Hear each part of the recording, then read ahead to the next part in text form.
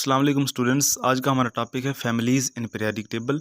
Element family is a set of elements sharing common properties, यानी कि एक जैसी खसूसियात वाले एलिमेंट्स को हम एक फैमिली कह रहे होते हैं। और पीरियोडिक टेबल के अंदर अमूमन जो ग्रुप्स हैं हमारे पास वो एलिमेंट फैमिली को बना रहे होते हैं। पहली हमारे पास फैमिली है अल्कली मेटल्स की। ये पहले ग्रुप के एलिमेंट्स हैं और इनके अंदर लिथियम, सोडियम, पोटाशियम, रुबिडियम, इसी तरह से सो ऑन, ये सारे एलिमेंट्स शामिल हैं। हाइड्रोजन को हम शामिल नहीं करते इसके अंदर, क्योंकि हाइड्रोजन हमारे पास पीरियोडिक टेबल की एक एक्सेप्शन है। हमने पिछले वीडियो के अंदर डिस्कस किया था। और हाइड्रोजन तो है ही हमारे पास नॉन मेटल। तो इनकी प्रॉपर्टीज़ में देखें तो produce alkalis with water, water के साथ रिएक्शन करके अल्कलीज बनाती हैं। अल्कलीज क्या हैं? बेसिकली कंपाउंड्स को हमारे पास 3 ग्रुप्स के अंदर डिवाइड किया जाता है पीएच की बुनियाद के ऊपर, एसिड्स, न्यूट्रल और बेसिक या अल्कलाइन कंपाउंड्स। तो जिनकी पीएच हमारे पास 7 से ज़्यादा होती है हम उनको बेसिक कहते हैं या अल्कलाइन कहते हैं। इसी तरह के कंपाउंड्स इधर बन रहे हैं। और जो सोडियम हाइड्रोक्साइड बन रहा है आपके पास मिसाल में, तो वो हमारे पास अल्कली है, अल्कलाइन कंपाउंड है। अगली इनकी प्रॉपर्टी है कि इनके आखिरी शेल के अंदर सिर्फ 1 इलेक्ट्रॉन होता है। सोडियम की मिसाल में देखें तो पहले शेल में 2, दूसरे में 8 और तीसरे में 1 इलेक्ट्रॉन है, 11 पूरे हो जाते हैं। और जो आखिरी हमारे पास सब शेल है उसके अंदर 1 इलेक्ट्रॉन है।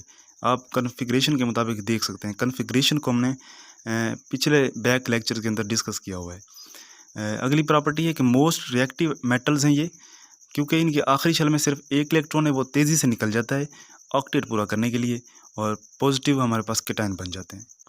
नेक्स्ट हमारे पास हैं अल्कलाइन अर्थ मेटल्स। ये हमारे पास दूसरे ग्रुप के एलिमेंट्स हैं और इनके अंदर बेरिलियम, मैग्नीशियम, कैल्शियम और इस तरह से सोन ये एलिमेंट्स शामिल हैं। अल्कलाइन अर्थ मेटल्स हमारे पास ज़मीन के अंदर मौजूद होते हैं और ये भी अल्कली मेटल्स की तरह अल्कलीज प्रोड्यूस करते हैं जब वाटर के साथ रिएक्शन करते हैं, इसीलिए हम इनको अल्कलाइन अर्थ मेटल कहते हैं। और इनकी प्रॉपर्टी नेक्स्ट देखें तो you have 2 electrons in valence shell. आखिरी शेल के अंदर सिर्फ 2 इलेक्ट्रॉन हैं। मैग्नीशियम की एग्जांपल में हम देखते हैं 12 इलेक्ट्रॉन है मैग्नीशियम के पास, पहले शेल में 2, दूसरे में 8 और तीसरे में 2 इलेक्ट्रॉन। तो आखिरी शेल 2 इलेक्ट्रॉन।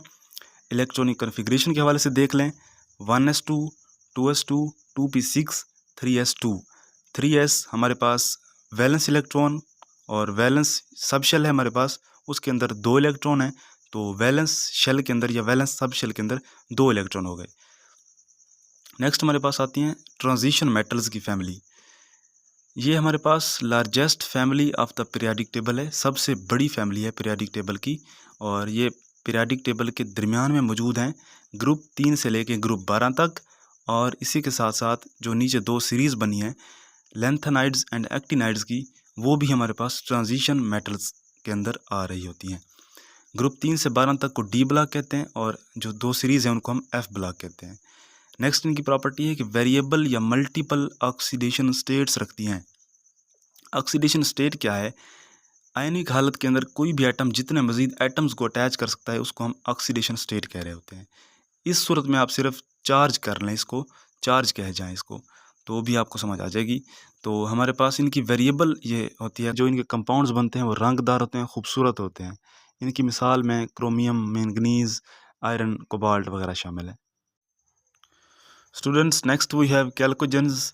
कैल्कोजेंस 16 ग्रुप के एलिमेंट्स हैं और इनके अंदर ऑक्सीजन, सल्फ़र, सेलेनियम और लिवरमोरियम तक हमारे पास मौजूद हैं। पहले 2 नॉन मेटल हैं, नेक्स्ट मेटलाइड्स हैं और लिवरमोरियम हमारे पास मेटल है। इन इसमें आपके पास एक लाइन मौजूद है कि ores of copper are oxides और सल्फाइड्स। इसको समझने के लिए आपको ओवर का कंसेप्ट आना चाहिए। ओवर क्या है? Over is a mineral found in rocks, यानी कि ओवर हमारे पास एक मिनरल है जो चट्टानों में पाया जाता है, रॉक्स में पाया जाता है। फ्रॉम विच, जिससे अ मेटल, जिससे कोई मेटल या धात कैन बी एक्सट्रैक्टेड या प्रोड्यूस्ड, जिससे हम किसी भी मेटल को हासिल करते हैं या उसे प्रोड्यूस करते हैं। जिस तरह कॉपर को हम प्रोड्यूस कर रहे होते हैं ओवर्स के ज़रिए से। अब ओवर एक कंपाउंड है, ओवर एक कम्प्लेक्स कंपाउंड है जिसके अंदर मौजूद होती हैं मेटल्स। जिस तरह हमारे पास कॉपर है और हमारे पास कैल्कोजेंस उसी के अंदर मौजूद होते हैं, ओवर के अंदर। जिस तरह एक एग्जांपल हमने लिखी हुई है कैल्कोप्राइट, इसके अंदर कॉपर भी है, आयरन भी है और सल्फ़र भी है। तो ये एक कॉपर का ओवर है और ये सल्फाइड है। अगर ये सल्फ़र की जगह ऑक्सीजन होता तो ये हमारे पास ऑक्साइड होता। सवाल ये है कि हम पढ़ रहे हैं कैल्कोजेंस को, तो ओवर्स का यहाँ पे क्या रोल है? बेसिकली ओवर्स ऑफ कॉपर ऐसे कॉम्प्लेक्स कंपाउंड्स होते हैं जिनके अंदर कैल्कोजेंस की मिकदार पाई जाती है। कैल्कोजेंस फ्री नहीं पाए जाते माहौल के अंदर कंपाउंड्स की हालत में। वैसे तो हमारे पास मौजूद हैं, ऑक्सीजन गैस मौजूद है, लेकिन अगर एटॉमिक हालत में देखें तो वो हमारे पास ओवर्स के अंदर पाए जाते हैं, और कॉपर के ओवर के अंदर स्पेशली पाए जाते हैं। जिस तरह हमने एक कंपाउंड की एग्जांपल लिखी हुई है कैल्कोपाइराइट, जिसके अंदर हमारे पास CuFeS2 है और सल्फ़र यहाँ मौजूद है। अगर ये ऑक्साइड होता, कुछ ऑक्साइड्स भी होते हैं, और ऑक्साइड की सूरत में हमारे पास ऑक्सीजन मौजूद होती। ठीक है, उम्मीद है आपको ओवर की समझ आ गई होगी। और हमारे पास जो वर्ड कैल्कोजेंस है, ये दो अल्फाज से मिलके बना है, कैल्कोस एंड जन से। कैल्कोस का मतलब कॉपर है और जन का मतलब टू प्रोड्यूस है। बात फिर वही है कि कैल्कोजेंस का लफ्जी मतलब भी कॉपर को प्रोड्यूस करने वाले कंपाउंड्स हैं। Students, next we have halogens. ये हमारे पास ग्रुप 17 एलिमेंट्स हैं, fluorine, chlorine, bromine, iodine. And term halogens literally means, इसका लफ्जी मतलब साल्ट फार्मर है, यानी कि ऐसे एलिमेंट्स जो साल्ट को प्रोड्यूस कर रहे हैं, नमक प्रोड्यूस कर रहे हैं। अल्कली मेटल्स के साथ रिएक्ट करते हैं। Alkali metals first group elements हैं, हमने पढ़ा था। And alkaline earth metals second group वाले एलिमेंट्स, उनके साथ रिएक्ट करके हमारे पास ये साल्ट बना रहे होते हैं। रिएक्शन आप देख लें नीचे, सोडियम प्लस क्लोरीन हमारे पास देता है NaCl। सोडियम हमारे पास अल्कली मेटल है और क्लोरीन हमारे पास हैलोजन है। ठीक है, NaCl बनता है कैल्शियम प्लस क्लोरीन, क्लोरीन फिर हैलोजन, और कैल्शियम जो है हमारे पास और दूसरे ग्रुप का एलिमेंट है, अल्कलाइन अर्थ मेटल है। इससे हमारे पास बनता है CaCl2, एक साल्ट है। ठीक है, अब इस रिएक्शन को हम देखते हैं थोड़ा सा एक्सप्लेन करके। स्टूडेंट्स, जिस तरह आप पहले जानते हैं, फर्स्ट ग्रुप के एलिमेंट्स को हम अल्कली मेटल्स कहते हैं, सेकंड ग्रुप को हम अल्कलाइन अर्थ मेटल कहते हैं, और 17th ग्रुप को हम हैलोजेंस कहते हैं। हम पढ़ रहे हैं हैलोजन की रिएक्शन अल्कली मेटल्स और अल्कलाइन अर्थ मेटल्स के साथ। तो सबसे पहले हम देखते हैं NaCl की फॉर्मेशन। सोडियम के पास हमारे पास 11 इलेक्ट्रॉन्स हैं, फर्स्ट शेल में 2, फिर दूसरे में 8 और तीसरे और आखिरी शेल में 1 इलेक्ट्रॉन है। क्लोरीन के पास 17 इलेक्ट्रॉन हैं, 2, 8 और आखिरी में 7 इलेक्ट्रॉन। सोडियम के पास 1 इलेक्ट्रॉन आखिरी शेल के अंदर है, और क्लोरीन के पास आखिरी शेल के अंदर, सब शेल के अंदर, वैलेंस शेल के अंदर 7 इलेक्ट्रॉन है। ऑक्टेट रूल हमने पढ़ा था, जिसके मुताबिक एलिमेंट्स अपने आखिरी शेल के अंदर 8 इलेक्ट्रॉन्स को तरजीह देते हैं। इसी रूल को फॉलो करते हुए सोडियम अपना आखिरी इलेक्ट्रॉन क्लोरीन को दे देता है, और सोडियम के आखिरी इलेक्ट्रॉन में सिर्फ और सिर्फ 8 रह जाते हैं। ठीक है, और क्लोरीन के पास आखिरी मिदार के अंदर 8 इलेक्ट्रॉन हो जाते हैं। सोडियम के पास 1 इलेक्ट्रॉन कम हो जाता है, क्योंकि उसने 1 इलेक्ट्रॉन खारिज कर दिया है, तो इसके ऊपर पॉजिटिव चार्ज आ जाएगा। क्लोरीन ने चूँकि 1 इलेक्ट्रॉन हासिल किया है, इसके पहले इलेक्ट्रॉन से 1 इलेक्ट्रॉन बढ़ जाएगा, और इसके ऊपर इस वजह से 1 का नेगेटिव चार्ज आ जाएगा। अब पॉजिटिव और नेगेटिव चार्जेस आपस में अट्रैक्ट करके NaCl साल्ट बना देंगे। नेक्स्ट हम देखते हैं कैल्शियम क्लोराइड की फॉर्मेशन। कैल्शियम के पास 20 इलेक्ट्रॉन्स हैं, पहले शेल में 2, फिर 8, फिर 8 और फिर 2 इलेक्ट्रॉन। तीसरे शेल के अंदर 8 इलेक्ट्रॉन है, और चौथे शेल के अंदर, आखिरी शेल के अंदर 2 इलेक्ट्रॉन है। क्लोरीन की बात करें, क्लोरीन के पास हमारे पास वैसे 17 इलेक्ट्रॉन, पहले शेल में 2, फिर 8 और फिर 7 इलेक्ट्रॉन। अब होता क्या है, कैल्शियम के पास चूँकि 2 इलेक्ट्रॉन इजाफी हैं, क्लोरीन के पास 1 इलेक्ट्रॉन की कमी है। अब एक कैल्शियम एक क्लोरीन एटम को इलेक्ट्रॉन अपने 2 नहीं दे सकता, क्योंकि एक क्लोरीन को तो सिर्फ 1 एटम चाहिए 8 पूरे करने के लिए। इसीलिए 2 क्लोरीन के एटम आएंगे, और वो कैल्शियम के 2 इलेक्ट्रॉन एक एक क्लोरीन एटम के पास चले जाएंगे। देख सकते हैं आप, कैल्शियम ने 2 इलेक्ट्रॉन खारिज किए, इसके ऊपर 2 का पॉजिटिव चार्ज आया, क्योंकि 2 इलेक्ट्रॉन कम हो गए। क्लोरीन के 2 एटम आए, उन्होंने अलग अलग एक एक इलेक्ट्रॉन हासिल किया, और दोनों के ऊपर अलग अलग एक एक का नेगेटिव चार्ज आया। इसी वजह से 2 क्लोरीन एटम लगे हुए हैं, और कैल्शियम क्लोराइड हमारे पास बन रहा है। एक कैल्शियम का पॉजिटिव चार्ज बनेगा 2+ वाला, और 2 क्लोरीन के नेगेटिव चार्जेस बनेंगे। हम इसे देख सकते हैं, इसकी फॉर्मेशन थोड़ी सी आप मज़ीद समझ लें। कैल्शियम का पॉजिटिव चार्ज आप पहले लिखेंगे, क्लोरीन का नेगेटिव चार्ज आप बाद में लिखेंगे। इनकी जो वैलेंसी हैं, चार्जेस हैं, वो आप ऊपर लिख लें। और इस तरह के हमारे पास मेथड होता है एक, और इस तरह से जो कैल्शियम के चार्जेस हैं वो क्लोरीन के नीचे आ जाएंगे, और जो क्लोरीन का चार्ज है वो कैल्शियम के नीचे आ जाएगा, और नेगेटिव और पॉजिटिव चार्जेस कैंसिल हो जाएंगे, हमारे पास CaCl2 साल्ट बन जाएगा। अब उम्मीद है आपको समझ आ चुकी होगी इस रिएक्शन की। नेक्स्ट हमारे पास है हैलोजन्स आर नॉन मेटल्स। सारे हैलोजन्स नॉन मेटल होते हैं, हाईली रिएक्टिव होते हैं। इसकी एक्सप्लेनेशन हम ऊपर वाले रिएक्शंस के अंदर पढ़ चुके हैं, लेकिन मज़ीद थोड़ा सा इसको देख लेते हैं। क्लोरीन हमारे पास है 17 इलेक्ट्रॉन है, पहले शेल में 2 इलेक्ट्रॉन, फिर 8 और फिर 7, आखिरी शेल के अंदर 7 इलेक्ट्रॉन है।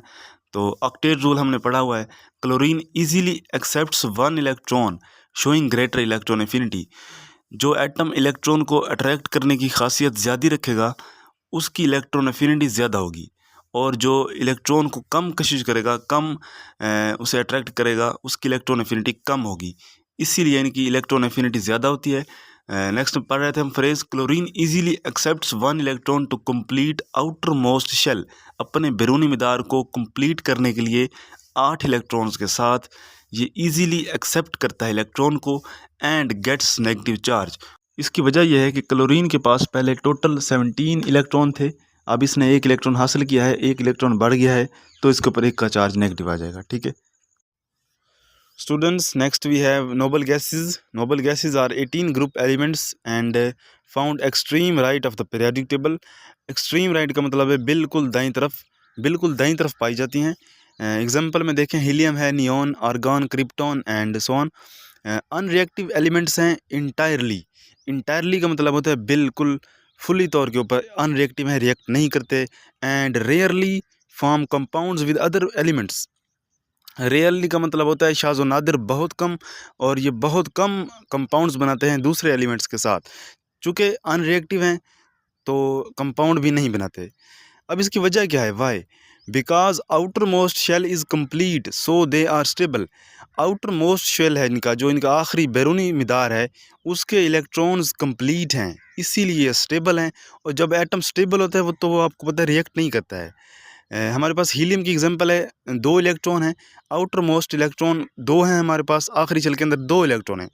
अगर पहले शेल की हम बात कर रहे होते हैं तो आखिरी शेल में 2 इलेक्ट्रॉन हो तो भी एटम स्टेबल होता है। और अगर दूसरा या तीसरा आगे नेक्स्ट हमारे पास शेल्स रहते हैं तो उनके अंदर हमारे पास 8 इलेक्ट्रॉन के लिए हम ऑक्टेट रूल को फॉलो कर रहे होते हैं। और इसी तरह आर्गॉन में हो रहा है, आखिरी इलेक्ट्रॉन जो हैं वो 8 हैं और वो भी स्टेबल हो जाएगा। तो जब ये स्टेबल हैं तो रिएक्ट नहीं करते। नेक्स्ट हमारे पास बॉक्स के अंदर एक कंसेप्ट दिया हुआ है कीप इन माइंड का। देवर कॉल्ड इनर्ट और अनरिएक्टिव गैसेस। ग्रुप 18 के एलिमेंट्स को हम अनरिएक्टिव या इनर्ट गैसेस कहते थे। इसकी वजह यही है कि ये रिएक्ट नहीं कर रहे होते और इसीलिए स्टेबल होते हैं। फॉर एग्जांपल देख लें आप, आर्गॉन है, पहले शेल में 2, नेक्स्ट 8 और फिर तीसरे और आखिरी शेल में 8 इलेक्ट्रॉन। ये ऑक्टेट रूल को फॉलो कर रहा है और आखिरी शेल के अंदर चूँकि 8 इलेक्ट्रॉन है तो ये स्टेबल है, मज़ीद रिएक्ट नहीं करेगा। But now they are called noble gases. लेकिन अब हम इन्हें नोबल गैसेस कहते हैं because they form some compounds in special conditions. क्योंकि ये स्पेशल कंडीशंस के अंदर कुछ ना कुछ फॉर्म कर रहे होते हैं कंपाउंड्स को, इसीलिए हमने अब इनको नाम दे दिया है नोबल गैसेस का। क्योंकि ये कुछ ना कुछ रिएक्ट कर रहे होते हैं। पहले हमारे पास ये अनरिएक्टिव कहते थे और इनर्ट गैसेस हम इनको कहते थे। लेकिन अब कंपाउंड्स बन रहे हैं चूँकि कुछ ना कुछ स्पेशल कंडीशंस के अंदर, तो इसीलिए हमने इनको नाम चेंज करके अब नोबल गैसेस का दे दिया है। और एग्जांपल में देखें तो जिनॉन हेक्साफ्लोरोप्लेटिनेट एक कंपाउंड है जो कि शो करता है कि ये कुछ ना कुछ रिएक्शन कर रहे होते हैं। जिनॉन आपके पास एक नोबल गैस है, इसीलिए हम कहते हैं कि ये नोबल गैसेस जो हैं कुछ ना कुछ रिएक्शन दे रहे हैं, और हमने इनका नाम चेंज करके नोबल गैसेस रख दिया है।